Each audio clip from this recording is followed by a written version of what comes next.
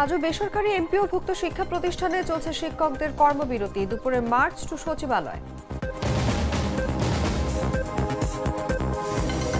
Dhaka college শিক্ষার্থীদের science lab মোড় অবরোধ, ভ্যাপসা গরম আর যানজটে নাকাল নগরবাসী।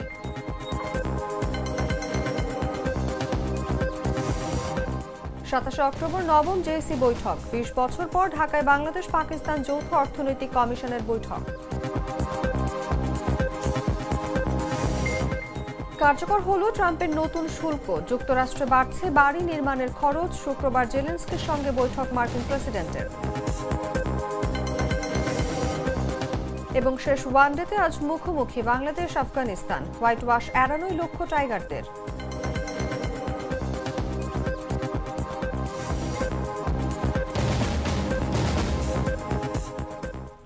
এতক্ষণ শুনছিলেন সংবাদ শিরোনাম। দর্শক, আমন্ত্রণ দুপুর 1টা সংবাদে। সঙ্গে আছি আমি অনুভা বিশ্বাস।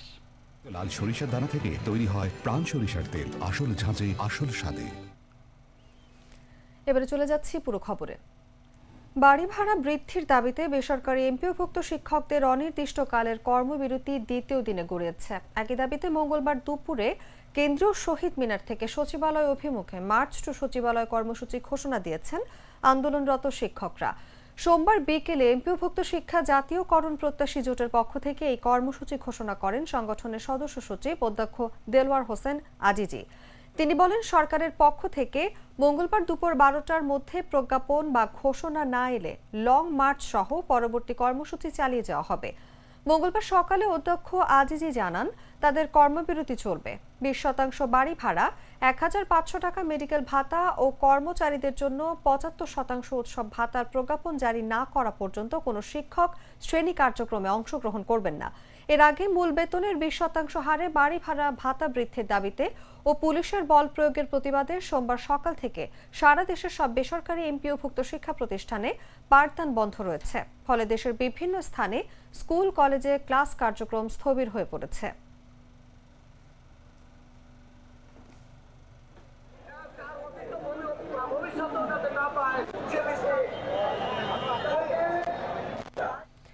এক ঘন্টা পর সায়েন্স ল্যাব মোড় ছেড়ে ক্যাম্পাসে অবস্থান নিয়েছেন ঢাকা কলেজের শিক্ষার্থীরা। এতে যানবাহন চলাচল স্বাভাবিক হয়েছে।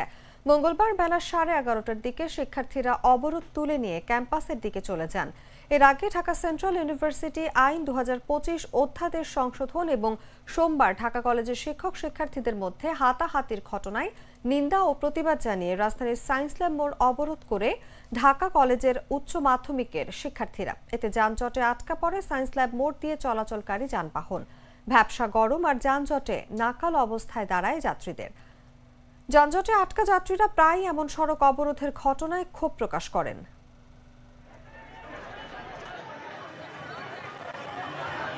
এই ছাত্ররা কারা? আরে তো আমাদের হতে ভাই, আমার কারা আসলে এরকম আপনাদের যদি এরকম ভোগান্তি হয় ভাই, কারা যদি রাস্তা আটক করে আমরা কি করব? আমরা আন্দোলন করব। ওরা যদি আন্দোলন করতে পারে আমরা করতে পারব। আমরা ডিউটিতে যাচ্ছি, আধা ঘন্টা লেট হলে আমাদের চাকরি চলে যাবে। ওরা কি আমাদের চাকরিটা ফিরিয়ে দিবে?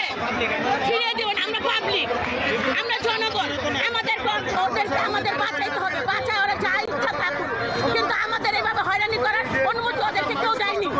ওরা কলেজের স্টুডেন্ট থেকে কি হয়েছে? দীর্ঘ 2 দশক পর যৌথ অর্থনৈতিক কমিশনের বৈঠকে বসতে যাচ্ছে বাংলাদেশ ও পাকিস্তান। 27 অক্টোবর ঢাকার নবম জেএসি বৈঠক অনুষ্ঠিত হবে। এতে অংশ নিতে ঢাকায় আসছেন পাকিস্তানের অর্থমন্ত্রী আহাদ খান চিমা। বৈঠকে বাংলাদেশের পক্ষে প্রতিনিধি দলের নেতৃত্ব দেবেন অর্থ উপদেষ্টা ডক্টর সালেউদ্দিন আহমেদ, আর পাকিস্তান প্রতিনিধি দলকে নেতৃত্ব দেবেন দেশটির অর্থমন্ত্রী আহাদ খান চিমা। দুই দেশের মধ্যে দ্বিপক্ষীয় অর্থনৈতিক সহযোগিতা, বাণিজ্য সম্প্রসারণ, বিনিয়োগ বৃদ্ধি ও আর্থিক খাতে সহায়তার নানা বিষয়ে এই বৈঠকে গুরুত্ব পাবে।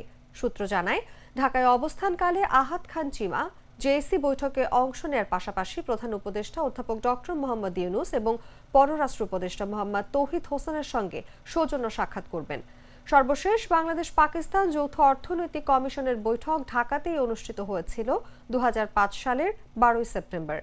কূটনৈতিক সূত্র আরও জানায়, জেএসি বৈঠকের সময়ের কাছাকাছি পাকিস্তানের বাণিজ্য মন্ত্রী জাম কামাল খানের আমন্ত্রণে ইসলামাবাদ সফরে যাবেন বাংলাদেশের বাণিজ্য উপদেষ্টা শেখ বশির উদ্দিন। সেখানে দ্বিপক্ষীয় বাণিজ্য সহযোগিতা জোরদারের বিষয়ে আলোচনা হবে।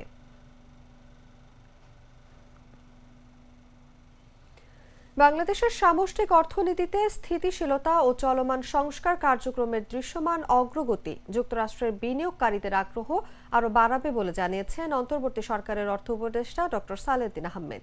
সোমবার যুক্তরাষ্ট্রের ওয়াশিংটনে মার্কিন চেম্বার অব কমার্সের নেতাদের সঙ্গে বৈঠকে একথা বলেন অর্থ উপদেষ্টা। এ সময় বাংলাদেশ ব্যাংকের governor doctor Ahsan H Mansur সহ সরকারের উচ্চ পর্যায়ের প্রতিনিধিরা উপস্থিত ছিলেন। বৈঠকে মার্কিন ব্যবসায়ীদের কাছে অন্তর্বর্তী সরকারের সংস্কারের চিত্র তুলে ধরা হয়। পরে অর্থ উপদেষ্টা জানান, গত এপ্রিলে বিশ্বব্যাংক IMF এর বসন্তকালীন বৈঠকের পর গত 6 মাসে বাংলাদেশের অর্থনীতিতে উল্লেখযোগ্য উন্নতি হয়েছে। সরকারের সংস্কার কার্যক্রমের কারণেই দেশে আগামীতে মার্কিনীদের ব্যবসা বাড়বে। অর্থ উপদেষ্টা জানান, সরকার লেনদেন ও পেমেন্ট সংক্রান্ত বিভিন্ন জটিলতা নিরসন করেছে এবং দীর্ঘদিনের একাধিক অপেক্ষামান আবেদন নিষ্পত্তি করেছে। গ্লিটারের টুইন লেমন ও অ্যান্টিব্যাকটেরিয়াল ফর্মুলা বাসনকে চকচকে জীবাণুমুক্ত করে আমাদের দেয় গ্লিটার গ্যারান্টি।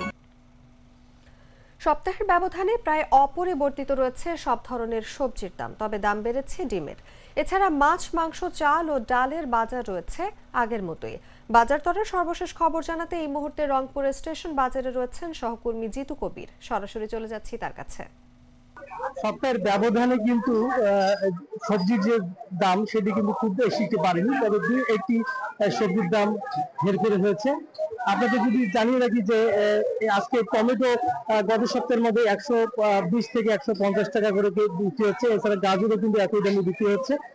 আর যদি একটু জানিয়ে রাখি যে কাঁকরোল বিক্রি হচ্ছে 70 থেকে 60 টাকা, ঝিঙে বিক্রি হচ্ছে 70-80 টাকা, আর মূলা বিক্রি হচ্ছে 30-40 টাকা, চাল কুমড়া 50-60 টাকা, আর দুধ কৃষি বিক্রি হচ্ছে 40-50 টাকা। তবে চিকেন বেগুন গত সপ্তাহের তুলনায় কিন্তু দাম কমে এসেছে। গত সপ্তাহে যে চিকেন বেগুন 70-80 টাকা বিক্রি হয়েছিল সেটি কিন্তু বিক্রি হচ্ছে 50 থেকে 60 টাকা পর্যন্ত। আর গোল বেগুন যেটি সেটি বিক্রি হচ্ছে 80 টাকা 100 টাকা পর্যন্ত। আর আপনাদের যদি জানিয়ে রাখি যে ডিমের বাজার সেটি হচ্ছে যে গত সপ্তাহের তুলনায় কিন্তু ডিম আজকে একটু চড়া দামে বিক্রি হচ্ছে। অর্থাৎ বড় সাইজের যে ডিম সেটি বিক্রি হচ্ছে 48 টাকা হালি, এবং ছোট যে সাইজের ডিম সেটি বিক্রি হচ্ছে 46 টাকা পর্যন্ত। এছাড়া আমরা মাছের বাজারে খোঁজ নিয়েছি, মাছ গত সপ্তাহের মতোই অপরিবর্তিত রয়েছে। সব ধরনের মাছ যে বিক্রি হয়েছিল সে যদি বলি যে বড় সাইজের রুই যেটি সেটি বিক্রি হচ্ছে 350 থেকে 380 টাকা পর্যন্ত। এছাড়া ছোট সাইজের রুই বিক্রি হচ্ছে 280 টাকা পর্যন্ত। আরেকটি বিষয় জানিয়ে রাখি যে গতকাল পর্যন্ত কিন্তু কাঁচামরিচের দাম ছিল 120 টাকা করে খুচরা বাজারে কেজি। আজকে কিন্তু আজকের বাজারে সেটি কিন্তু বিক্রি দাম বেড়ে হয়েছে 150 থেকে 160 টাকা। খুচরা বাজারে এটি বিক্রি হলে পাইকারিতে আমরা দেখেছি যে পাইকারি বাজারে বিক্রি হচ্ছে 120 থেকে 130 টাকা কেজি। আরেকটি বিষয় জানিয়ে রাখি যে শীতকালীন যে সবজি, সেই শীতকালীন সবজির সরবরাহ কিন্তু খুব একটা বাড়েনি, তবে দিন যত যাবে ততই শীতকালীন সবজির সরবরাহ বাজারে বাড়বে। আর শীতকালীন সবজি যদি বাজারে আসে তাহলে কিন্তু দাম একটু সবজির দাম সহনীয় পর্যায়ে আসতে পারে বলে মনে করছেন ব্যবসায়ীরা। এরপরে যে শীতকালীন সবজি আমরা দেখেছি যে ফুলকপি যেটি সেটি কিন্তু বাজারে আসতে শুরু করেছে, বিক্রি হচ্ছে 120 টাকা 130 টাকা করে। আর মূলা যেটি সেটি কিন্তু বিক্রি হচ্ছে 30 টাকা 40 টাকা কেজি করে। দর্শক, রংপুরের স্টেশন বাজার থেকে সরাসরি যুক্ত ছিলেন সহকর্মী জিতু কবির। চলে যাচ্ছি অন্যান্য সংবাদে। রাজশাহী বিশ্ববিদ্যালয় কেন্দ্রীয় ছাত্র সংসদ নির্বাচনের আনুষ্ঠানিক প্রচারণা শেষ হচ্ছে আজ মঙ্গলবার। শেষ সময় প্রচারে সরগরম ক্যাম্পাস। শেষ সময় প্রার্থীদের সময় কাটছে ব্যস্ততায়। জানা যায়, নির্বাচনী প্রচারণার শেষ সময় সোমবার প্রথম বর্ষের শিক্ষার্থীদের আনুষ্ঠানিকভাবে বরণ করে নিয়েছে বিশ্ববিদ্যালয় কর্তৃপক্ষ। আয়োজনটিকে ঘিরে কাজী নজরুল ইসলাম মিলনায়তনের সামনে প্রার্থীদের জমজমাট প্রচারণা করতে দেখা গেছে। এছাড়াও প্রার্থীদের শেষ সময়ের প্রস্তুতিতে ক্যাম্পাস উৎসব মুখর পরিবেশ বিরাজ করছে। একসঙ্গে বিপুল সংখ্যক শিক্ষার্থীর কাছে যেতে পারার সুযোগ হাতছাড়া করতে চাননি প্রার্থীরা। অধিকাংশ প্রার্থী সকাল থেকে জড়ো হন মিলনায়তন প্রাঙ্গণে। ছাত্রদল, ছাত্র শিবির, মনোনীত প্যানেল সহ বিভিন্ন প্যানেল ও স্বতন্ত্র প্রার্থীরা নবীন শিক্ষার্থীদের সঙ্গে শুভেচ্ছা বিনিময় করেন। প্রার্থীরা বলেন, একই বর্ষের এত শিক্ষার্থীকে একসঙ্গে পাওয়া কঠিন। এই অনুষ্ঠানে তাদের পাওয়া গেছে। বিশাল সংখ্যক এই শিক্ষার্থীর কাছে প্রার্থীরা তাদের বার্তা পৌঁছাতে কাজ করেছেন। শিক্ষার্থীরা বলছেন, নির্বাচনের তারিখ পরিবর্তনে কিছুটা আমেজ কমলেও শেষ সময় সেটি উৎসবে পরিণত হয়েছে। ৩ যুগ পর হতে যাওয়া এই নির্বাচন নিয়ে উচ্ছ্বাস প্রকাশ করেন শিক্ষার্থীরা।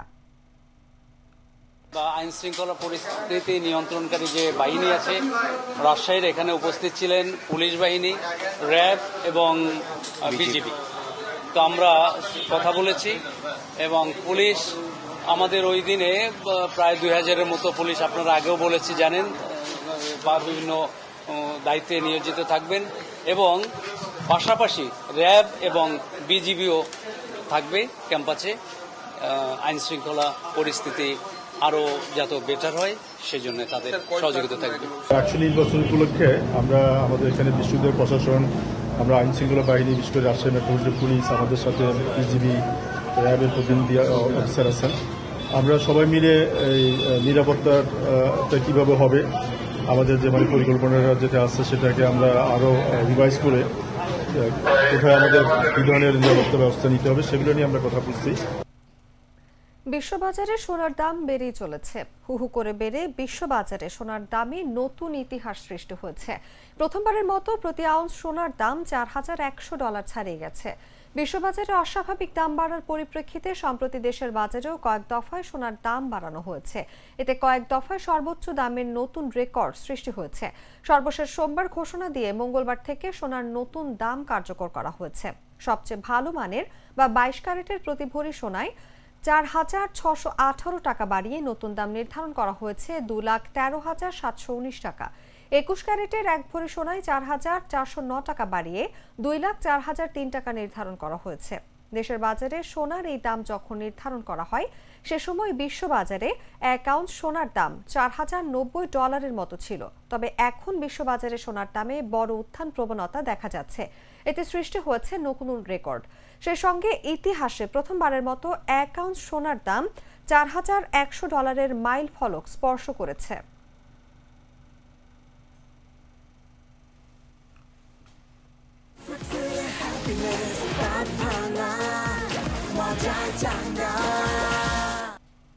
জানাবো আন্তর্জাতিক সংবাদ।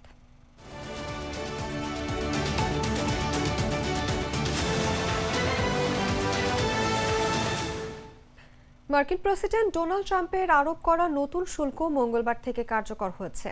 কাঠ, আসবাবপত্র ও রান্নাঘরের ক্যাবিনেট আমদানির উপর আরোপিত এই শুল্কে যুক্তরাষ্ট্রের গৃহ নির্মাণ ব্যয় আরও বাড়বে বলে আশঙ্কা করা হচ্ছে, যা ইতিমধ্যেই চ্যালেঞ্জপূর্ণ হাউজিং মার্কেটকে আরও চাপে ফেলবে। হোয়াইট হাউস জানিয়েছে দেশের শিল্প খাতকে সহায়তা করা ও জাতীয় নিরাপত্তা রক্ষার স্বার্থে এসব শুল্ক আরোপ করা হয়েছে।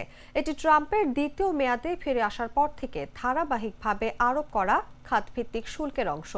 সর্বশেষ ঘোষণায় নরম কাঠ বা সফটউড আমদানির উপর 10% শুল্ক কার্যকর হয়েছে। কিছু আসবাবপত্র ও রান্নাঘরের ক্যাবিনেটের ক্ষেত্রে প্রাথমিক শুল্ক 25% নির্ধারণ করা হয়েছে।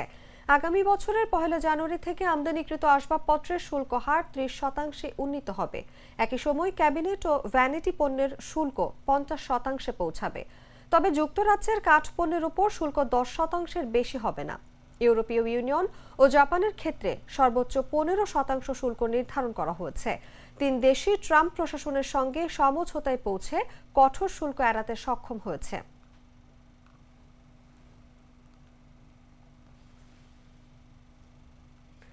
ইউক্রেনের প্রেসিডেন্ট ভলোদিমির জেলেনস্কি জানিয়েছেন তিনি চলতি সপ্তাহের শুক্রবার ওয়াশিংটনে মার্কিন প্রেসিডেন্ট ডোনাল্ড ট্রাম্পের সঙ্গে বৈঠক করবেন। আলোচনায় মূল বিষয় থাকবে ইউক্রেনের আকাশ প্রতিরক্ষা ব্যবস্থা ও রাশিয়ার উপর আরও চাপ সৃষ্টি করার উপায়।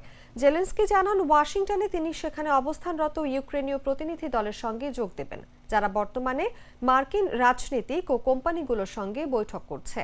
তিনি আশা করছেন শুক্রবার ট্রাম্পের সঙ্গে তার বৈঠক অনুষ্ঠিত হবে। এক সাংবাদিকের প্রশ্নের জবাবে ট্রাম্পও বিষয়টি নিশ্চিত করেছেন।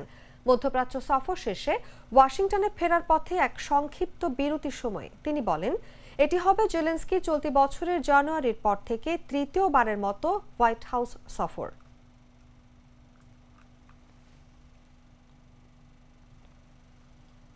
সংবাদ শেষ করব খেলার খবর জানিয়ে।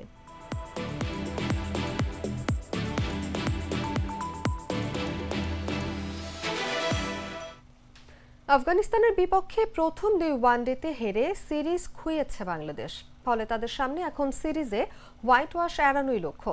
তৃতীয় ও শেষ ওয়ানডেতে মঙ্গলবার বাংলাদেশ আফগানিস্তান মুখোমুখি হবে। এই ম্যাচটা জিতেই দেশে ফিরতে চান রিশাদ হোসেন।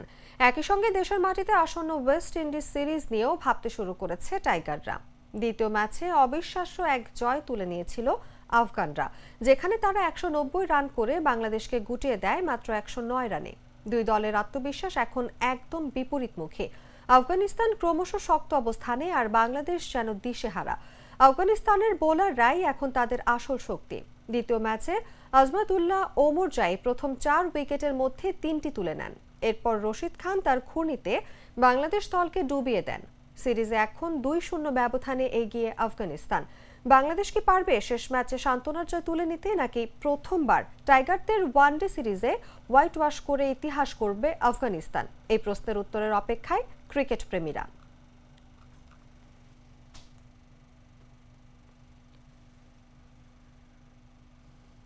সংবাদ শেষ করার আগে শিরোনামগুলো জানিয়ে দিচ্ছি আরো একবার।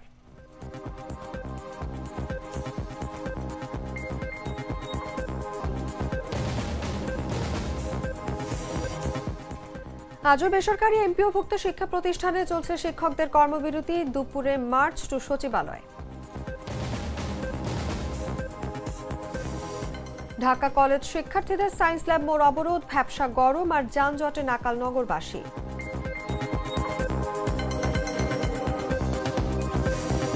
27 অক্টোবর নবম জেএসসি বৈঠক। 20 বছর পর ঢাকায় বাংলাদেশ পাকিস্তান যৌথ অর্থনৈতিক কমিশনের বৈঠক। কার্যকর হলো ট্রাম্পের নতুন শুল্ক। যুক্তরাষ্ট্রে বাড়ছে বাড়ি নির্মাণের খরচ। শুক্রবার জেলেনস্কির সঙ্গে বৈঠক মার্কিন প্রেসিডেন্টের। এবং শেষ ওয়ানডেতে আজ মুখোমুখি বাংলাদেশ আফগানিস্তান। হোয়াইট ওয়াশ এড়ানোই লক্ষ্য টাইগারদের।